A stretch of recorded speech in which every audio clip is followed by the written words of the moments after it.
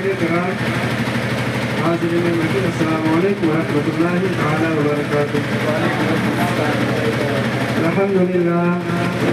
الحمد للہ رب العالمین، والعاقبۃ للمتقین، والصلاة والسلام علی رسولہ الکریم، والصلاة والسلام على من كان نبيا وآدم بين الماء والطين، وعلى آله وأصحابه وأزواجه وأهل بيته وشهداء ملته وأولياء طريقته وعلماء محبته أجمعين، وابنه العود الأعظم الجلال محي الدين وأهل بيته أجمعين.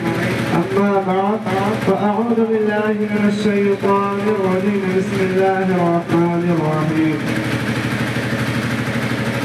إما يبلغن عندك الكبر أحدهما أو كلاهما فلا تقل لهما أف ولا تنهرهما وقل لهما قولا كريما.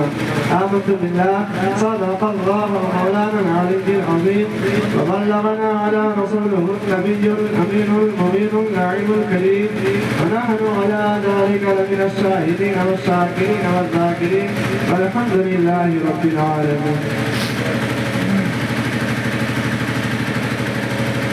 حضرات محترم، آئیے سب سے پہلے مل کر اس آقا نامدار، مدینے کے تاجدار، نور عالم کی مالک و مختار، نائب پروردگار، حضور رحمت للعالمین، شفیع المذنبین، راحت العاشقین، مراد المشتاقین، شمس العارفین، سراج السالکین، مصباح المقربین، جناب محمد رسول اللہ صلی اللہ تعالی علیہ وسلم کی بارگاہ میں ہدیہ درود پاک پڑھیے۔ اللہم صلی علی سیدنا شفیعنا حبیبنا و مولانا محمد عدد ما فی علم اللہ، صلاۃ دائمۃ بدوام ملک اللہ۔ ایک مرتبہ محمد درود پاک پڑھیے۔ اللہم سیدنا و مولانا محمد وعلیہ وسلم کما تحب و ترضی بہم فصلی علیہ۔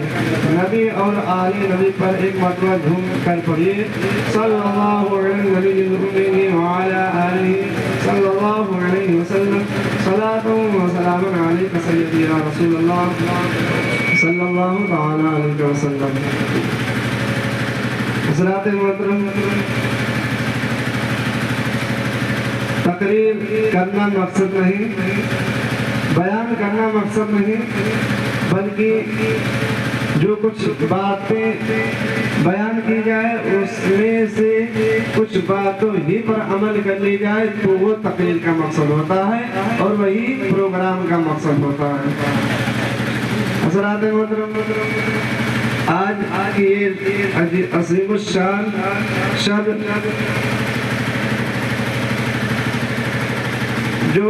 جس میں ہم اور آپ جو حلوہ بناتے ہیں اور کھاتے ہیں، جو حضرت سیدنا اویس قرنی رضی اللہ تعالیٰ عنہ کی طرف منسوب ہے،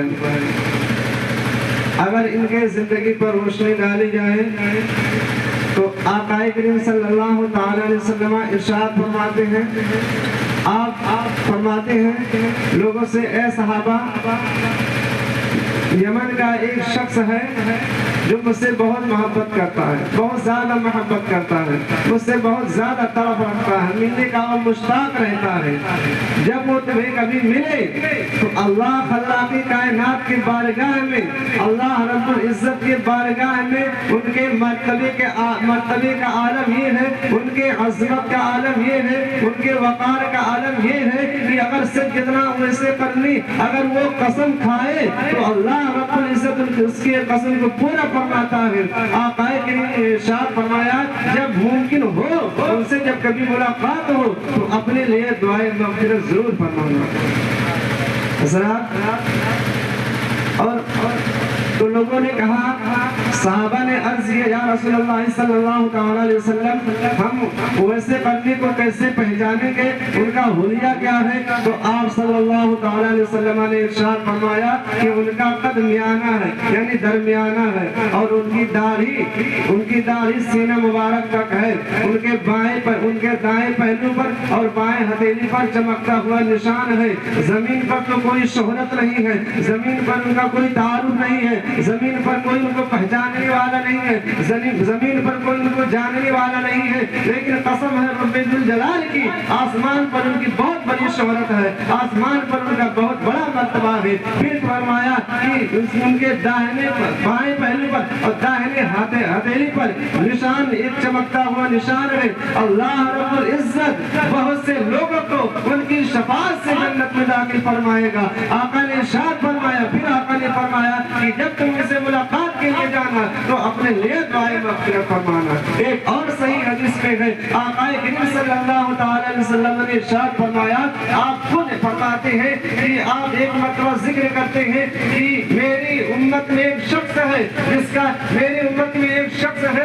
کے طفیل، جس کے صدقے سے اللہ رب العزت جس کے صدقے سے بہت سے لوگوں کو جنت میں داخل فرما دے گا، جس کا نام اویس ہے۔ اللہ اکبر۔ جب حضرت سیدنا اویس قرنی جنت کے دروازے پر جائیں گے، جب جنت میں جا رہے ہوں گے تو جنت کے دروازے پر جا کے رک جائیں گے، رب کا حکم ہوگا کہ اویس کو پیچھے ہٹا دو۔ حضرت سیدنا اویس قرنی پیچھے ہٹ جائیں گے، تعجب میں پڑ جائیں گے، حیرت میں پڑ جائیں گے کہ آخر ماجرا کیا ہے کہ مجھے جنت کے گیٹ پر کٹنے کا حکم ہو رہا ہے۔ پروردگار عالم اس وقت فرمائے گا، اے اویس قرنی اپنی انگلی کا اشارہ کر، جس پر تیری انگلی کی نظر پڑے گی تیرے تمہیں سب کو جنت میں داخل فرما دوں گا۔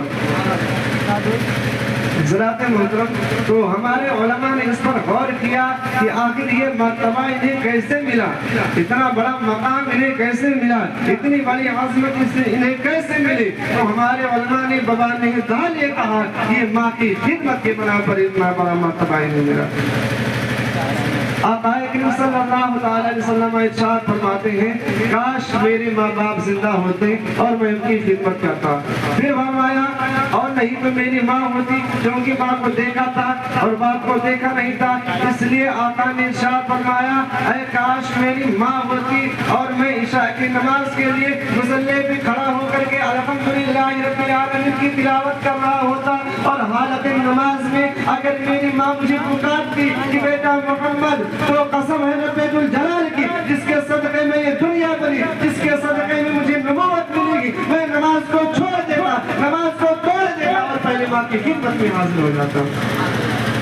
یہی حال، یہی پیغام سیدنا اویس قرنی نے بھی ہم کو دیا۔